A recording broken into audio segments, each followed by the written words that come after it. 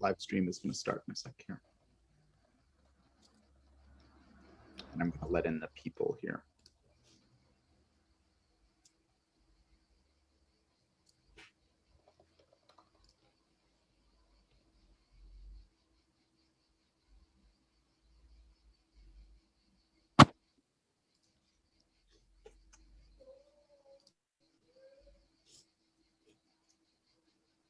Hello to everyone who's joining us. It's just a quick note that we're just taking a minute to get everything set up in terms of the broadcast to YouTube.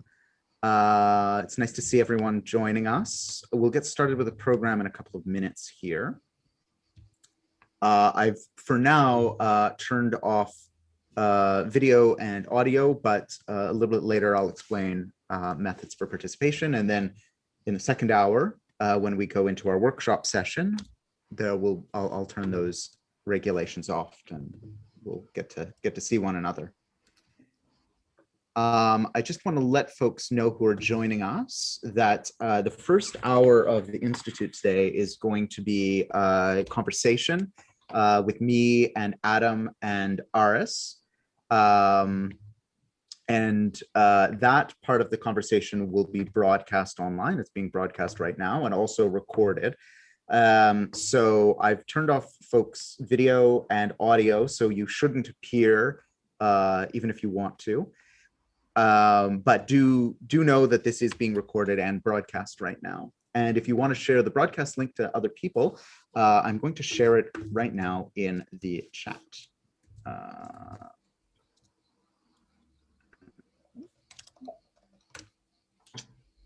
It's youtube.com/c/reimagining value action lab. And we'll get started in earnest in about a minute.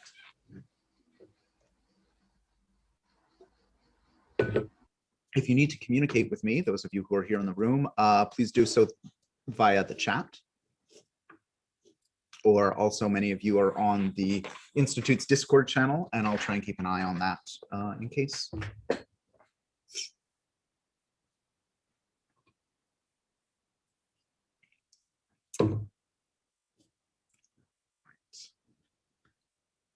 Well, I'll get started with the sort of preliminaries then. Welcome everyone, both here in the Zoom room and also out in the wider world watching on YouTube or listening to this podcast later on SoundCloud or YouTube. My name is Max Haven. I'm Canada Research Chair in Culture, Media, Social Justice here at Lakehead University, where I co-direct the Reimagining Value Action Lab, in which I'm sitting right now.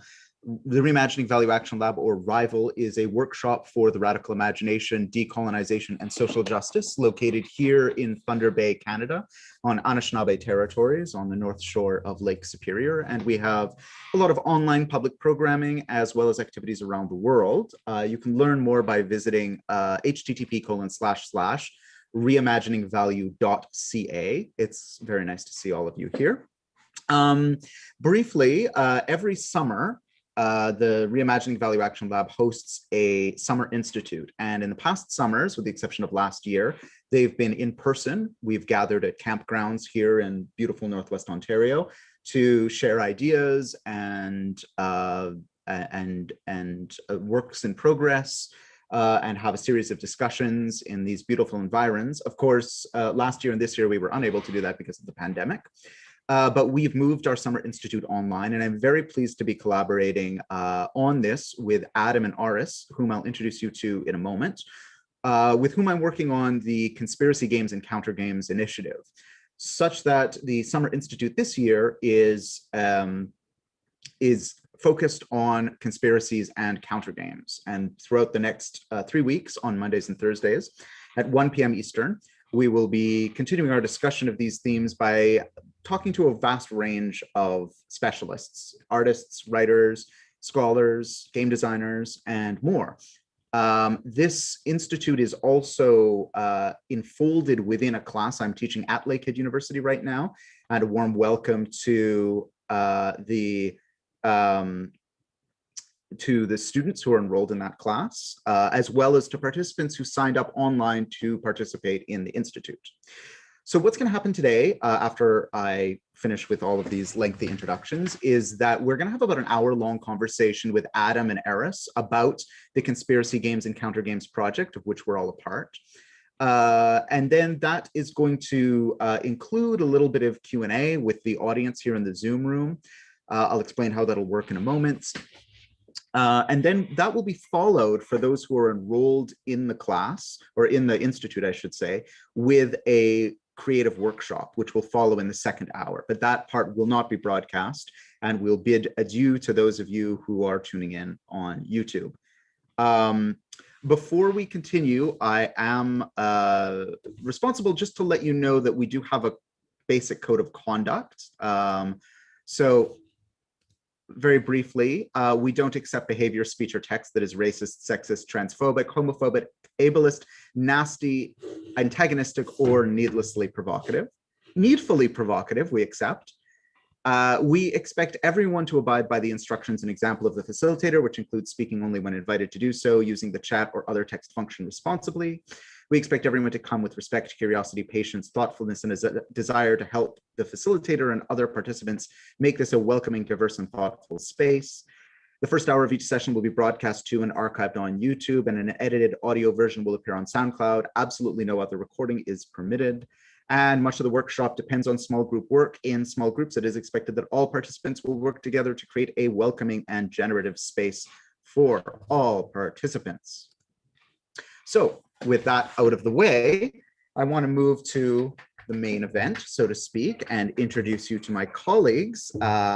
The three of us work together in this project, Conspiracy Games and Countergames, and you can learn more about that project, which includes a podcast of which this and other conversations in the Institute will be a part, as well as a number of writing initiatives by the three of us and our friends and colleagues, as well as a game that we're designing, which I hope to share a little bit more with you about later in this session. So, Aris is an associate professor of sociology at University College London, where he leads the Sociology and Social Theory Research Group. He's the author of Speculative Communities, Living with Uncertainty in a Financialized World, which is coming out from University of Chicago Press later this year. And he's working on another book, tentatively titled Winning the Real Fake, which is an intellectual history of conspiracy in finance capitalism. And I'm also joined today by our colleague A.T. Kingsmith, who's a PhD candidate in the Department of Politics at York University, and also a co-founder of EIQ Technologies, an emotion AI startup based out of the design fabrication zone in the creative innovation studio of X University, formerly known as Ryerson University. His forthcoming monograph is Anxiety as a Weapon, an effective approach to political economy, and it explores new modes of transforming the mental health landscape. Aris and Adam, thank you so much for being part of this project and helping kick off this institute. Great to be here. Yeah, thanks for having us. So I should say we've been working on this project, I think, for maybe a little more than 6 months, perhaps. And it's been really a pleasure to work with both of you. This project evolves out of another project that Aris and I were working on capitalism and anxiety. And in that course of that project, we met Adam through his work, his scholarship on anxiety as a weapon.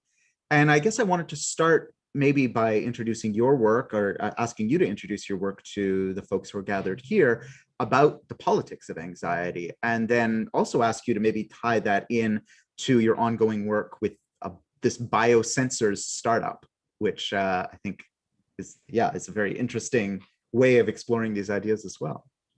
Yeah, thanks. Yeah, it is a really interesting way of trying to explore these ideas from maybe an interdisciplinary or a bit more of like a sort of techno-scientific perspective.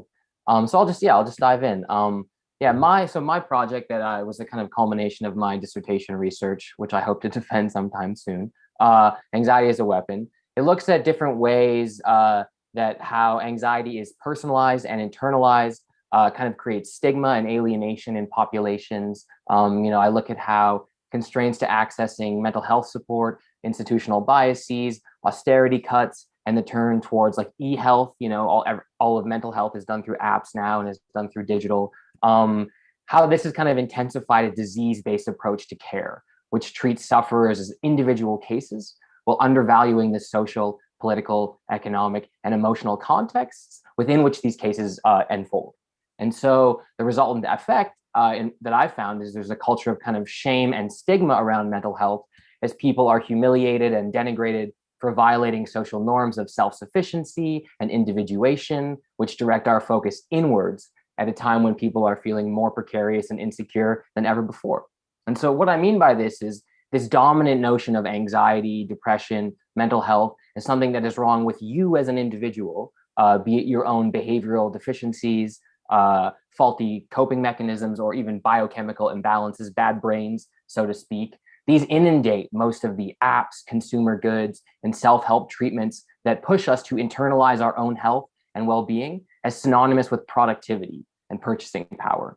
And so the argument that I try and make in this project and in my work more generally is there's an alternative way or a different way to make sense of anxiety and to make sense of mental health, to weaponize it, so to speak. When I talk about anxiety as a weapon, I really mean to sort of reappropriate it, to take it from something that's paralyzing and see if we can turn it into something that's mobilizing, right? So what I mean by this again is if we turn our focus instead of, my failings, my wrong choices to, underemployment and overwork, to debt levels and to ethno-nationalism and to the climate crisis, to the rise of, right-wing terrorism, pandemic loneliness, right? We can see how feelings of self-doubt, hopelessness, dehumanization have a lot more to do with a pervasive loss of trust and social support and kind of a collapse of community connectedness than they necessarily do with an individual person's internal processes. And right, so in a lot of ways, I think this focus on a loss of trust and social support really dovetails nicely with our project on conspiracy games and counter games, right? Because we're looking at how the structural climate of individualism, precarity, misinformation, right? How these things have alienated and overwhelmed people in ways that is making them more susceptible to conspiracy fantasies like QAnon and things like that. And I think we'll obviously get into that. But I think in particular, to connect it kind of up to my work around biometrics briefly, my interest in gamification and counter games as a response to the reactionary nature of many dominant conspiracies today comes from my work doing this emotion AI startup called EIQ Technologies, because we use biosensors to monitor heart rates to determine emotional states. And so what we're really doing there is we're taking your heart rate variability, your HRV, we're trying to ask the body directly how a person is feeling. So we try and correlate where were you and what were you doing when you had an anxiety attack or a bout of depression or an experience of joy, so that we can situate emotions and experiences in their larger social and environmental contexts. Again, looking at it beyond an individual. So like the sort of the board game and some of the interventions that we're developing in our project, I think what we're trying to do with EIQ is to repurpose some of the tools that drive people towards conspiratorialism to offer alternatives. And maybe I'll leave it there for now. Yeah, it's incredible. It's incredibly interesting work. I want to bring Aris in here because, as I mentioned, this project on conspiracies and games evolved out of the work that Aris and I were doing in the course of which we met you, Adam, on anxiety and capitalism, which Aris and I found as a topic through our mutual interest in something called financialization. Both Aris and I are scholars of financialization. It's the process by which all sorts of social institutions well beyond the sort of financial sector of the capitalist economy come to take on the characteristics of the financialized economy. So Aris, I wanted to bring you in here and ask you how your interests in conspiracies and games and the topics of anxiety and the kind of psychic life of capitalism dovetail with your research, for instance, in your book, which is coming out later this year, Speculative Communities. Yeah. Yeah, thanks, Max, and thanks again for having us here today. So, yeah, I think it's great to also follow on from what Adam was saying and kind of his points about the ways of producing critique through reconsidering the nature of anxiety, and it's especially taking into account the collective nature of it as a predicament, and mobilize the elements that that exist as a resistance, as a mode of resistance within anxiety. And I think there's something about this immanence, this element of immanence, that is very interesting in the way in which you and I, Max, have always looked at finance and financialization as a space not only to critique, but also as a space to which we can turn to improve our tools for critique. And for me, this is an important point. This is a principle that is conveyed through my forthcoming book, Speculative Communities, and also underpins a lot of my current thinking around the study of conspiracies and the worlds of these worlds of what I call the real fake of contemporary financialized capitalism. And just to say a few words on this,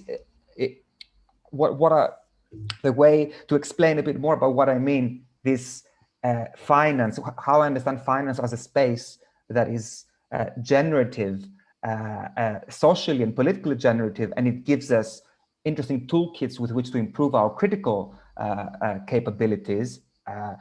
So I want to bring the example of speculation, of financial speculation, as a fascinating world that I tried for the last few years to look at in more detail.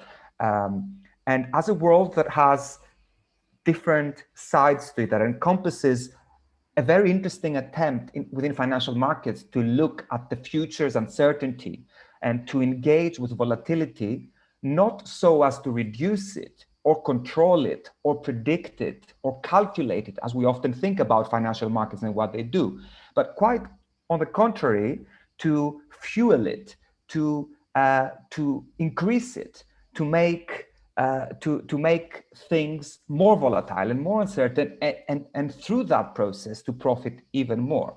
In other words, I'm interested in the capacity of finance, of markets, of speculative markets, not only to over-rationalize, and in doing so to control and co-opt our imaginations, our creative imaginations, but also at finance's own imagination, the imaginative capacities that finance contains, and which allow them to draw profit from the unknown, from the volatile, from the uncertain. And so that's a key point, because through unpicking this capacity that exists within finance, I'm hoping to understand broader social and political transformations through financialization and financial capitalism that have had a great impact on the level of society, human subjectivity, our political agency. And so the broad argument that I make in the book, in Speculative Communities, is that in fact, financialization, far from being simply a process of fragmenting society, of segmenting, of isolating, it has also, so finance certainly cleaves society, but it also creates certain modes of existence, certain modes of agency that are very highly speculative. And they are speculative increasingly in a way that is also collective, not just individual. In other words, I think that rather than simply creating a society of entrepreneurial risk takers that remain within the individual cocoon and seek to take risks and optimize opportunities, we have increasingly a type of collectivity in financialized society whereby people are being connected through a shared speculative imagination. So through an attempt, in other words, to not control uncertainty, but to delve into volatile situations. And we see this politically, and I think in developments such as the rise of more sinister developments like the rise of neo-nationalist populism, Trumpism, Brexitism. So instances where people no longer behave rationally in choosing safe options, but neither are they behaving entirely irrationally as crowds. They behave speculatively in a way that they seek to stay with the unknown, stay with the chaotic as a valid response. And there is a lot of that is going on in the world of conspiracy, which is what brought me into the world of conspiracies. I think conspiracy movements are one speculative community. So they're not simply irrational crowds seeking some higher truth, nor do they simply seek to connect the dots and find rational explanation, to uncover.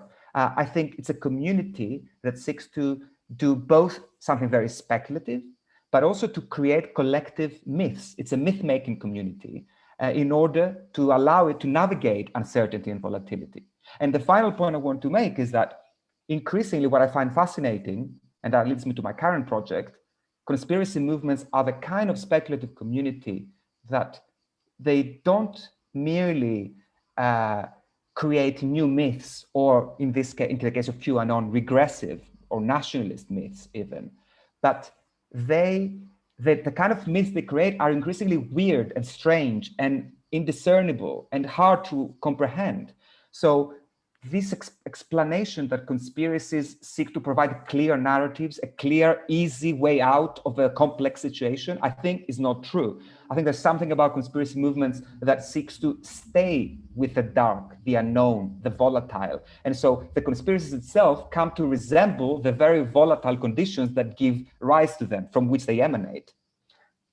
So, but I'll put a full stop there for now. But yeah, this is how I think my previous work and the current project sort of linking together. No, thank you. And it sort of answers or begins to answer what I was next going to pose to you, which is like the importance of games to all of this. And I mean, to a certain extent, I think all three of us share this approach to thinking about conspiracy fantasies and conspiracy movements as emerging from the kinds of alienation, sort of the sense of loneliness and confusion that comes from living in a world that's been really profoundly transformed by finance and financialization, by neoliberalism, by what Marcus Gilroy Ware, who's a previous guest on our podcast, calls the market-driven society.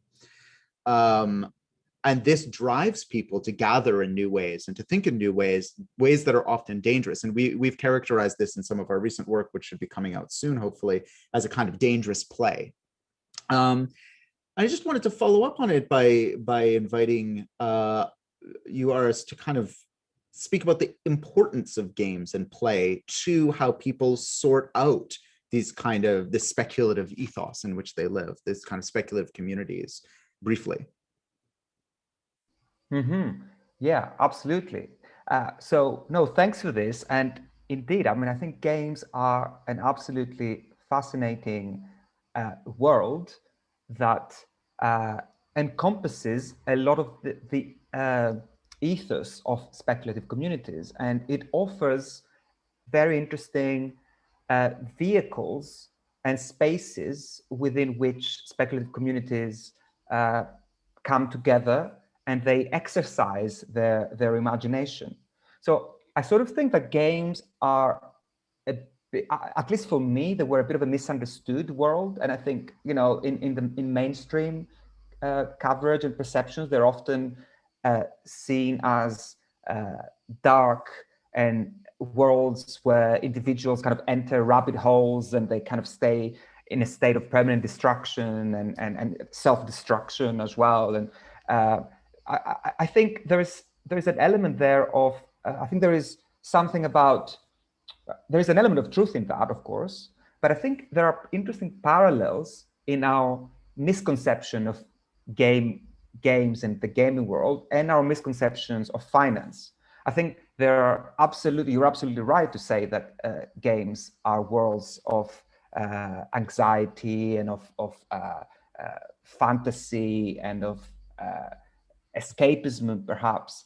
But I think they also are worlds of myth making and of myth endorsement. And they're not just, because they are such worlds, they're not just individual, they don't just represent, or we can't just understand them on an individual level. So I think there's something about the elements of play and enjoyment and fun that games offer, that also the element of playing the system, or winning or achieving something through an aim through playing. These are very interesting principles that have a very interesting political reading as well. And I think there are instances in which we see that political reading in our contemporary news. And again, I want to emphasize the links between finance and gaming. And we often think of finance as this world of geeks that derivative traders that work with algorithms, and they have this kind of behaviors that are detached from society and kind of they utilize mathematical tools and looking at screens all day in dark rooms in order to engage with values that are completely outside of this world, and to bend values, real values, right, to create, in order to generate profit. And often we think of gamers exactly under that, a very similar lens. I like the phrase, there is something in finance which is called short and distort, which is used as a phrase used to describe the way in which financial traders distort reality or propagate false news, fake news, we can tell them, in order to generate the kind of circumstances that would allow them to make bets and take wagers that will give them profit. So there's this element of distortion of reality that is inherent in finance. And there is also a similar element of distortion of reality that is inherent in games. But I think in both cases, it's a bit misunderstood, to go back to my initial point. And I think that this kind of distortion is not entirely, it doesn't produce fake worlds. It has something very real to it. And it's that real that I want to try and understand. There's something interesting about distortion itself as a principle in electronics, that distortion in sound is often used in Dolby Digital system as a way to navigate and control noise. So you use distortion kind of productively by engineers to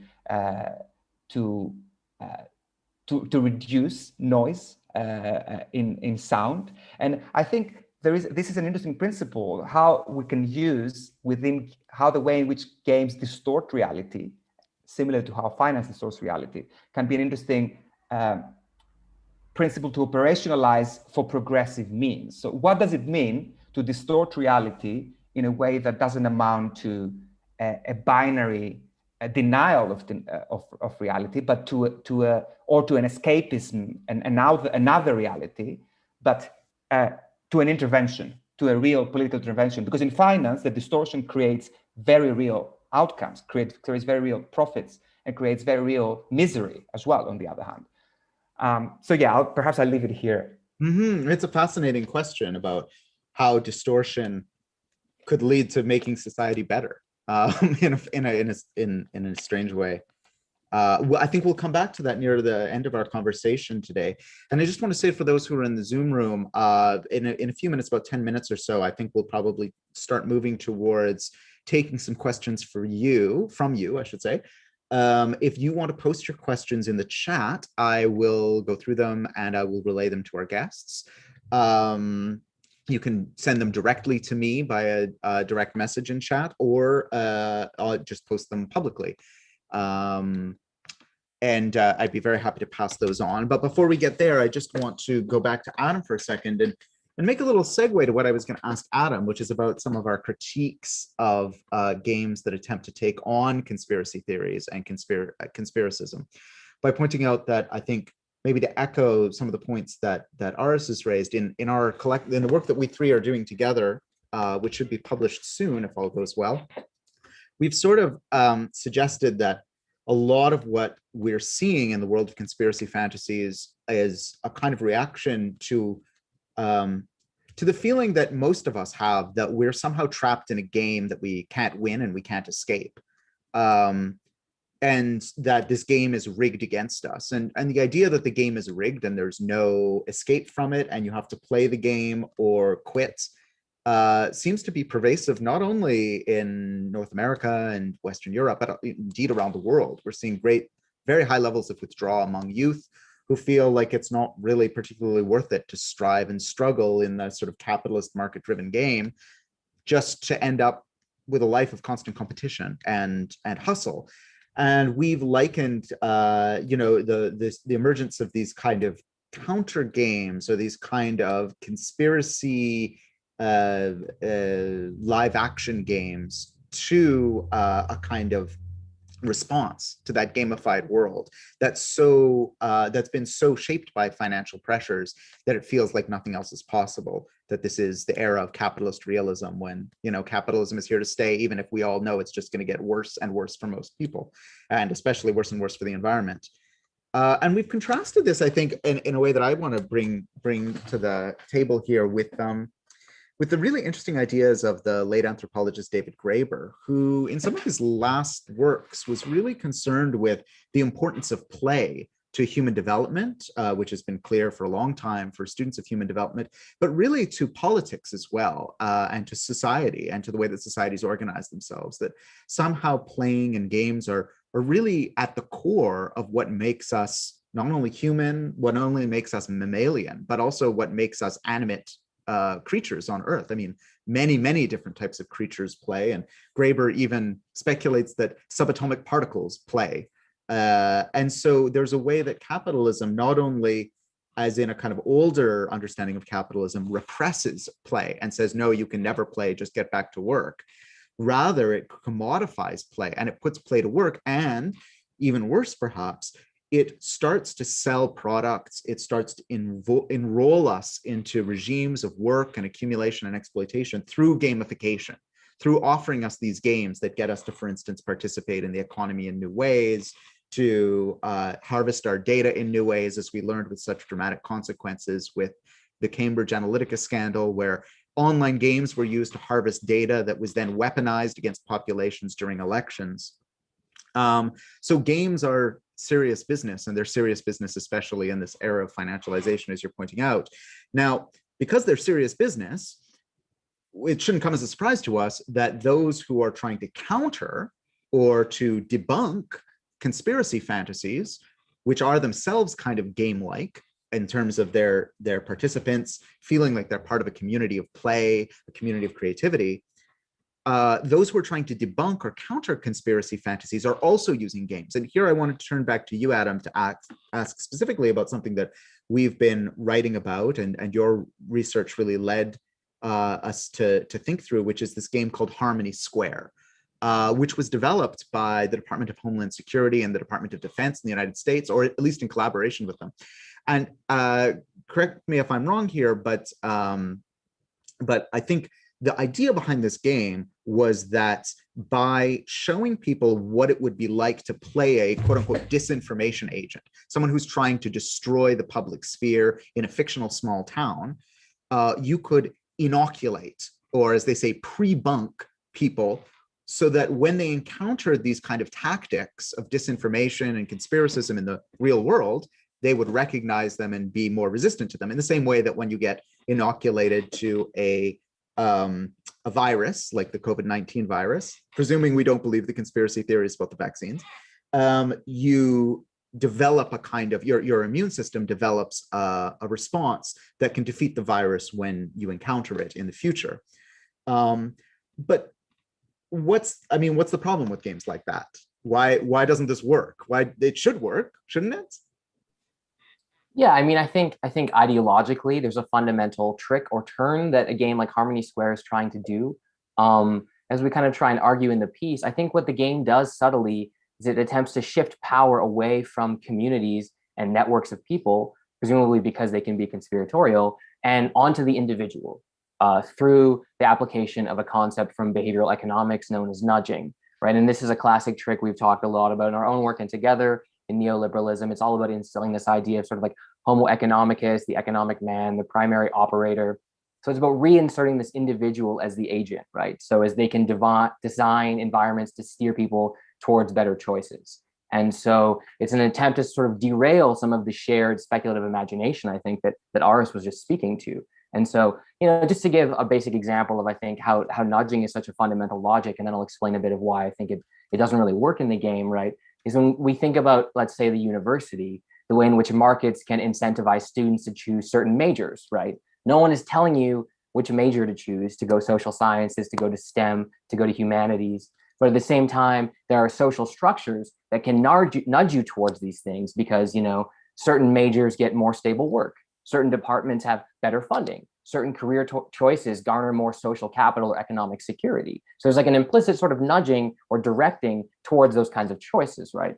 And so if we look at the game and we look at the ways in which nudging is used to target conspiracies and provide a counter to misinformation, the problem, I think, at its core, besides the sort of insertion of the individual, is that such techniques are grounded in the idea that people want to be in on the game of internet manipulation, that they want to challenge their own beliefs, right? Where we know that actually a lot of research into psychological biases show that people are very hesitant to challenge their beliefs, and they would be hesitant to voluntarily play a game like this. And in fact, when their beliefs are often challenged, the response is to double down and hold those beliefs closer. And so when you push them to challenge them, it can often actually have the adverse effect of entrenching your beliefs. And so, in contrast to something like debunking, which attempts to respond to fake news or conspiratorialism after it's been spread, right? What pre-bunking, as Max said, is trying to do is it's trying to inoculate you against it, to build up resistance against it, and create a sort of like digital herd immunity. But ironically, just like we know with the vaccine, like real herd immunity doesn't really work. It seems that the digital herd immunity doesn't work as well. And in fact, like studies that have been coming out in the last couple of years from MIT and other researchers show that pre-bunking isn't really effective. You can't really prime people to be immune to conspiracy fantasies, to conspiratorialism. In fact, it seems like the only way that you can get people to sort of like unpack and better understand why they're sort of falling into these things is to be able to have them have already had that lived experience of falling into it, so you can unpack some of those logics. So I think, just to summarize really quickly, again, some of the reasons why pre-bunking doesn't work is it relies on, first, an assumption that people are willing to challenge beliefs, which they're not often willing to do. And the reason for that is because they're often entrenched in these communities that normalize these beliefs. So this other move of trying to like extract you as an individual information agent or something like that in the face of this community that you draw from, it just really isn't an effective response. People are turning to conspiracy fantasies and theories because they feel alienated. So to pull them out and like reinsert that alienation and make them feel stupid or silly, it's just not effective if the goal is to get them to question and challenge these fundamental beliefs. It's not quite time for me to bring in questions from the Q&A, but one of them is so topical that I thought I would just pose it to you.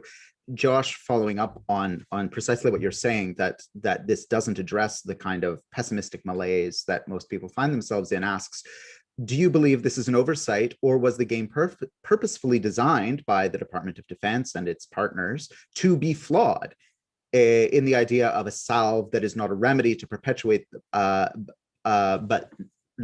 something that's intended to perpetuate the power structures inherent in the market-driven society? I mean, was this game built to fail, or do you think it was a good faith effort? That's a good question. I think for me, it comes down to one of those. It's like a both and. I think that some of the people who designed this game in earnest probably believed it would help people debunk those conspiracy fantasies. At the same time, I think at like a higher level, there's probably an understanding that just making these interventions and putting them out there and being able to like speak to them rhetorically is probably more important to a lot of policy decision makers than an actual tangible material intervention, in the larger sort of context of conspiracy theories. So yeah, I think it's probably a bit of both. Now, this ties into the other side of our project, which I want to turn to now, which is that we're trying to understand this relationship between games, conspiracies, and capitalism, not only by reading a lot of books and thinking hard about it and having a lot of Zoom conversations, but also by designing our own game and thinking about how we could try and make something that might be more effective, or maybe it's more accurate to say differently effective than something like Harmony Square. And I'm going to show a little bit of a teaser of our game in a moment. But before I kind of show what we're thinking about and what we're working on, Aras, I just wanted to invite you back in to unpack for us a tiny bit this notion of counter games and why a counter game is important, and maybe in some ways how it's different from the kind of game like Harmony Square, which is very sort of instrumental. It attempts to take games and use them in a fairly didactic, top-down way to, re-educate people, as Adam was saying. What's the potential in thinking about counter games? Yeah. So no, I mean, I'm looking forward to your presentation of our own tentative attempt to create our own game. I think this will help a lot with illustrating the concept of a counter game. But just to follow on from what Adam was saying about Harmony Square and its way of trying to pre-bunk, to kind of it's a way of treating users and gamers as ultimately divided alongside this rational versus irrational binary.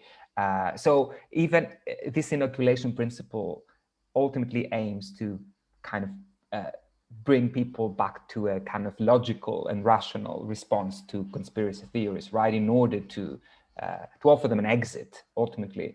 And I think that often this is a problem with, even with progressive critiques of conspiracy theories, that their aim is, even when they purport to want to understand the underlying structural reasons behind the kind of inequalities and the neoliberal condition more broadly that gives rise to conspiracy theories, they tend to overlook and neglect some of those collective and weird, strange elements of conspiracy worlds that I think are really worth sort of looking at in more detail. And these are some of these elements we've already mentioned, the elements of simply the pleasures of play and the kind of connections that people do generate through playing. But I think there is something in the principle of counter gaming that seeks to precisely go beyond that ultimate return to rationality and to stay with the weirdness and the strangeness of the game and weaponize it for more progressive aims. And I think we had here in our podcast a fantastic interview with Wu Ming Wan, who has actually produced, has entered this dark world of games and produced games as a collective that aim to precisely avoid this separation of an enlightened quest for reason and this kind of scientific inclination to produce answers to real problems with the world of wonder and joy and fun that a game and a conspiracy often tends to contain. So I think the answer that a counter game on a kind of conceptual level, that the answer that a counter game tries to offer is one that stays with both the elements of fun, wonder, excitement, enchantment, and the world of reason and rational endeavors and the kind of political agency that these rational endeavors represent. So I think your demonstration of deep state might give a little bit more clarity on that. But just to mention one final thing, that I think counter games for me rests on that logic of counter speculation that I sort of propose in the book, which is it represents a way of inhabiting the volatile space of financial capitalism, a way of but not only inhabiting it, but taking a further step and weaponizing existing political volatility in order to counter dominant structures within financialized capitalism. And so counter speculations typically target governments and institutional power holders that oversee the uneven distributions of risk and responsibility in society. And they try to make to forge solidarities in more ephemeral spaces, digital spaces, for instance. The worlds of weirdness of TikTok and you know the examples of K-poppers and fandom communities kind of coming together in strange ways, coming and going like swarms, and producing more volatility, but with real effects, such as, for instance, an example that I often speak about is the way in which TikTokers and K-poppers kind of united to produce this weird, to obfuscate the various hashtags that were used by the neo-fascist movement during Black Lives Matter protests during the first wave of the pandemic, how they managed to create this spectacle of an empty stadium in Trump's Tulsa speech. This all happened not through the vehicles of enlightening, but through the vehicles of creating some more confusion, some more distortion, as we were saying earlier, of staying with the darkness and weaponizing it. And so to conclude, I think Countergames should aim to do a bit of that, should aim to utilize creatively the existing distortions, to even widen the distortions where they already exist, and turn them against those institutional holders of power who are really trying to these days do precisely the same, to create this real fake, to maintain real fake worlds of inequality. So it's about turning the logic of a conservative fantasy games to its head for progressive means. I'll share our game in a second here, but I just want to bring in a couple of things from the chat. The first is that Keir encourages us to really define what we mean by games and also counter games, and suggests a beautiful definition from Bernard Suits, which is that games are voluntary attempts to overcome unnecessary obstacles, which is, I think, a lovely definition. And I want to shout out to Alexander Galloway too, who originated the notion of counter gaming, although I think he means it in a slightly different way than we do.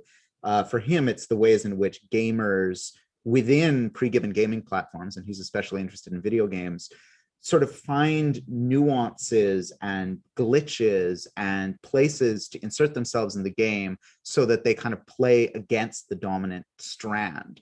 Whereas I think we're striving for a notion of counter games that's about really designing whole new games that or finding, it could also, I suppose, be extended to intervening in existing games, or hacking, or morphing or modding existing games in a way that try and use the particular seductiveness and procedural rhetoric, to use Ian Bogost's terms, of games to be able to do a kind of counter-ideological work.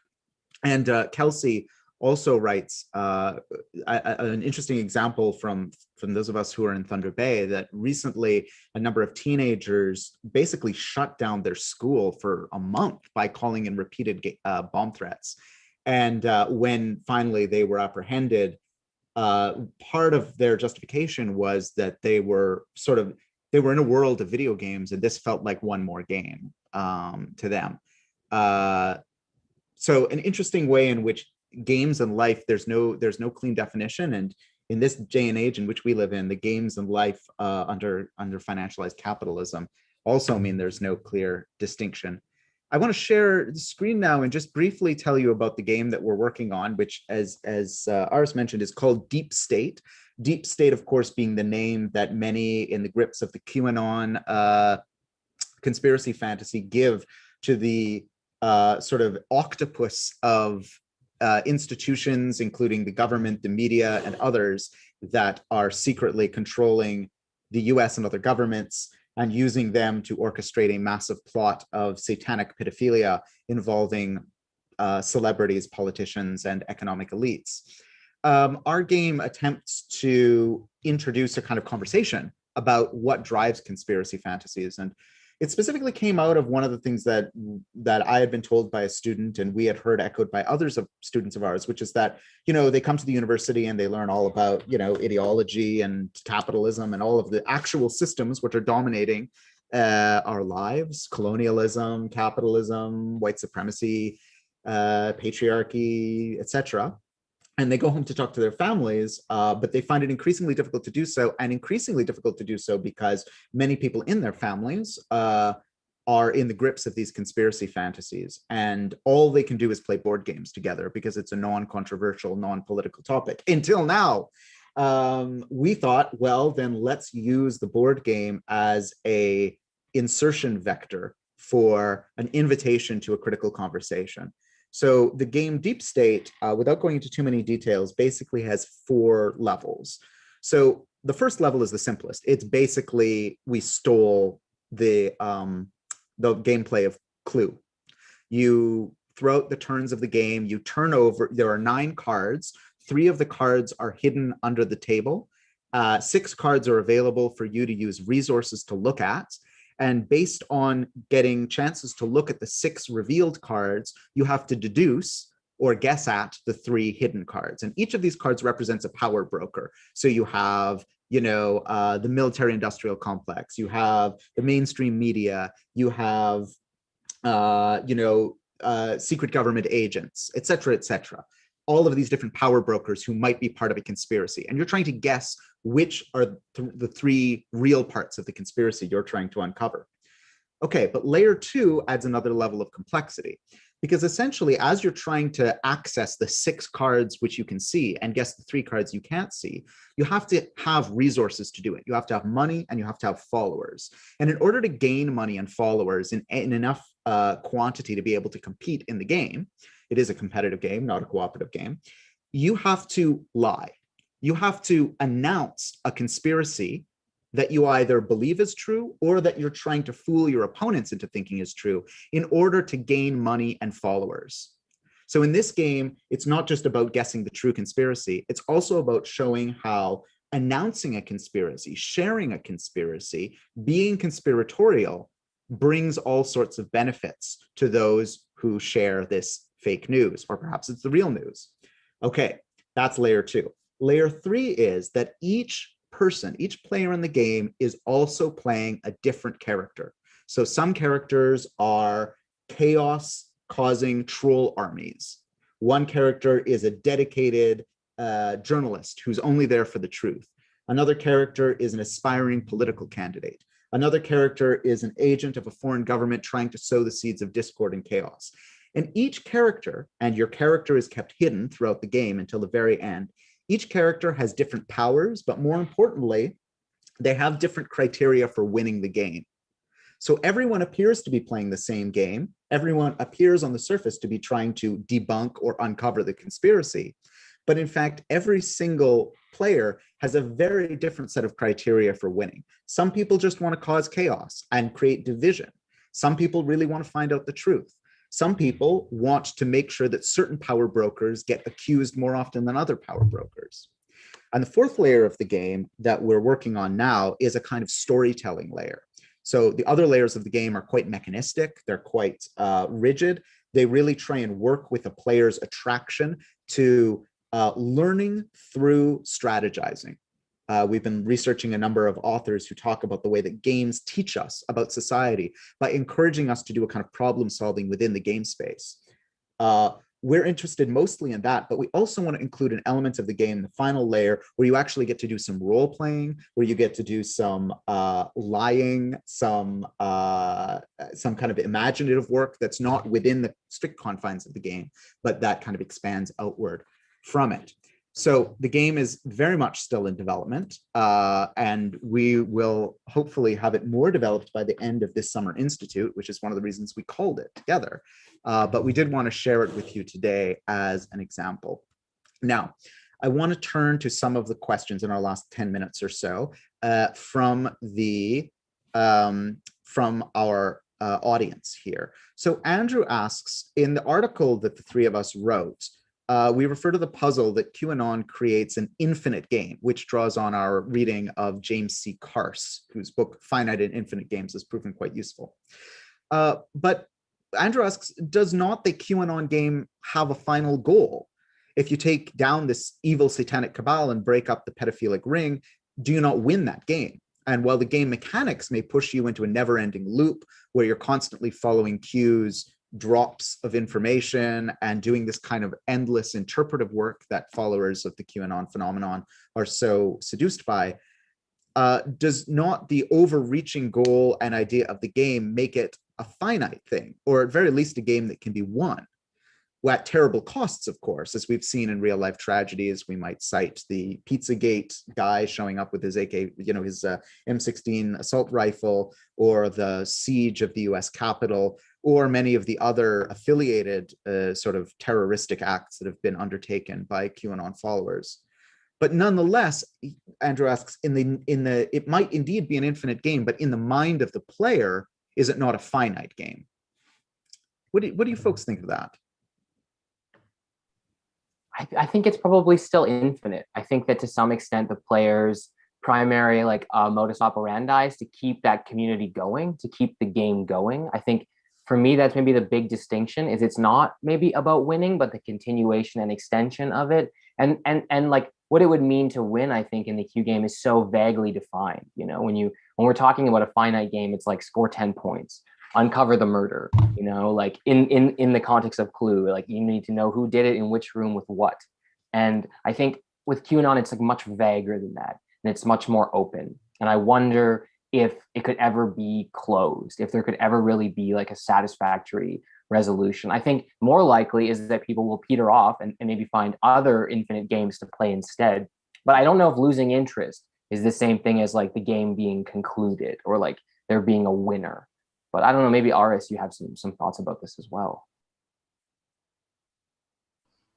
No, very similar to what you just said, Adam. No, I agree. I mean, I think, yeah, it is a tricky one because I think that assessing what constitutes victory in playing a counter game, for instance, I mean that is also very interesting, like politically, because I mean we are interested here in looking at the underlying kind of potential of counter gaming to kind of coalesce the kind of political communities that will rethink and act in radical ways. So in a sense, we are interested in victories, right? It's just the kind of the shape of those victories. Yeah, I mean, I'm not sure whether that leaves us in a perpetual kind of play mode, or whether there are identifiable victories that we can achieve, and are indeed being achieved, even in spite of the gamer's intentions. I want to bring in here a comment from Casey in our group that in the documentary, quite revealing documentary, Q Into the Storm, which aired a couple of months ago on HBO, which sort of is a 5-episode documentary where the filmmaker gets kind of unprecedented access to some of the individuals behind the QAnon phenomenon. The filmmaker, I think quite rightly indicates that that the QAnon phenomenon evolves directly, if evolution is the right metaphor, from the Gamergate phenomenon, during which time almost exclusively male gamers created a massive kind of backlash army to horrifically harass and dox, which is to say reveal the personal information of feminist critics of video games and anti-racist critics of video games. And it was sort of presented in this language of like, language that would become quite familiar to us a few years later with the rise of Donald Trump in the United States and the Brexit vote, of a kind of privileged persecution, that people who have a great deal of privilege in our society were feeling persecuted for liking games that were highly sexist, and then took it upon themselves not only to attack these critics, but also to make a huge kind of game of it.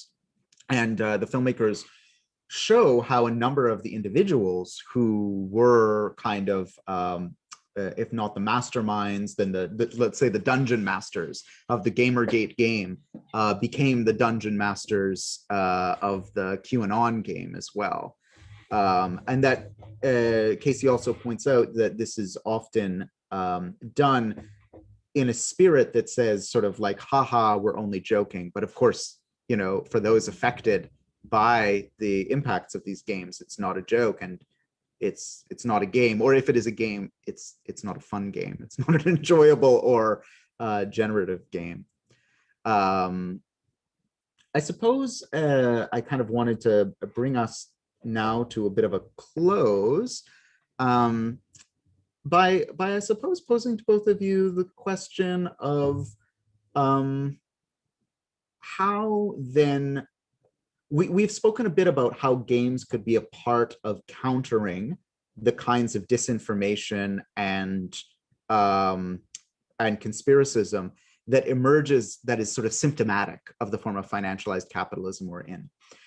And the question I'm going to ask you anticipates our guest on Thursday, who's Brian from the TISA Games Collective. But how could games not only be a method of countering these nefarious trends, but how could games also contribute to movements for economic and social justice, for a revolutionary change that could not only counter the effects and symptoms of financialized capitalism, but could actually generate enough popular power to overcome and defeat financialized capitalism? Any thoughts on revolutionary games?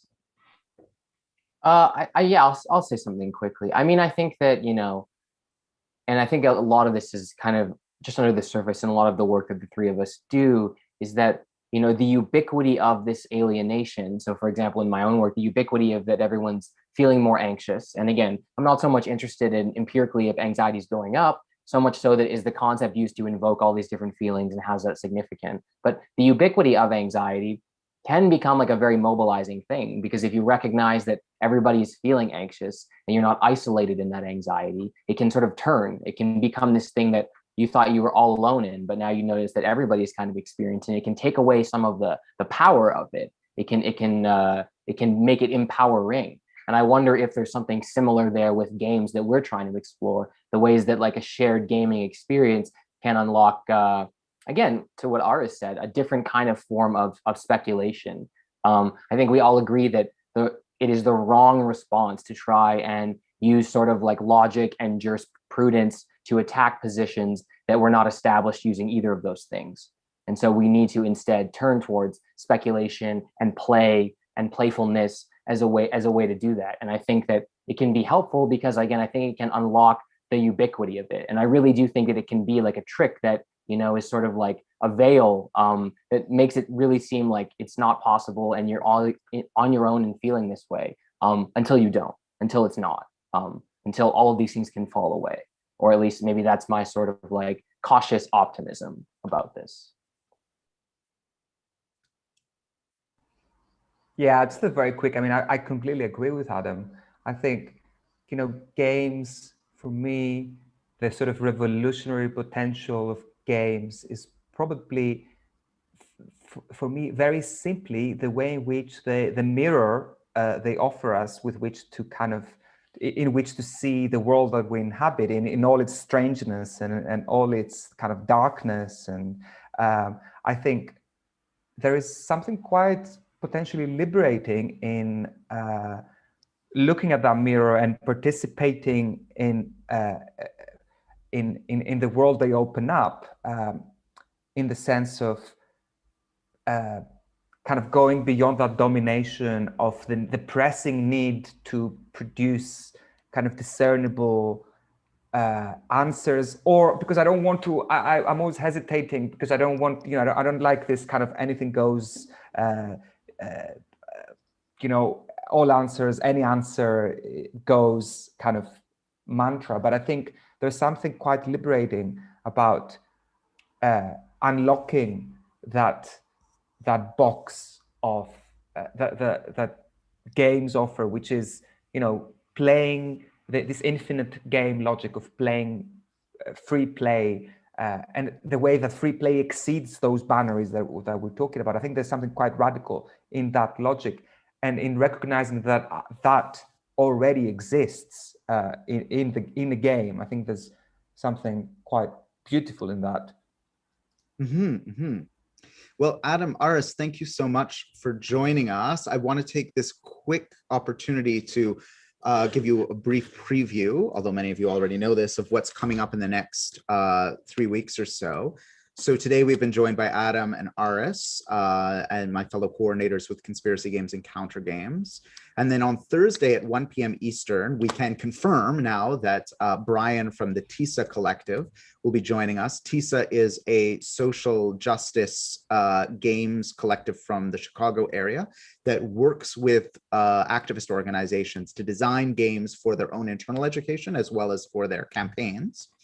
On a week from today, on Monday, we're going to be joined by Elle Jones from Halifax, Canada, who's a Black liberation and abolitionist activist, also a poet and a scholar.